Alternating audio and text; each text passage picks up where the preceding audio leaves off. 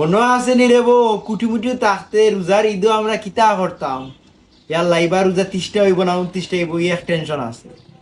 এরপরে যখন সন্ধ্যা হইতো তখন আমরা ফুরুতাই যেটা আসতাম, আমরা বার হইতাম।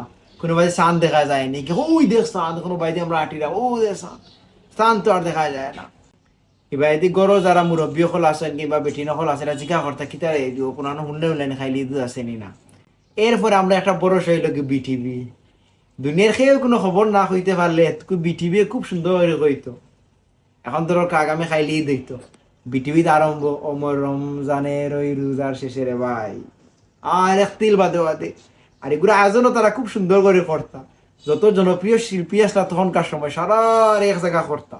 আর তোর চাই তিনজন হইয়াও অমর রমজানের ওই আলাদা একটা দিন আছিল ভাই, আলাদা একটা ভালো লাগার কাজ আছিল। এবার দিত ভাই দিনটা কিন্তু প্রিপারেশন লয় যেত।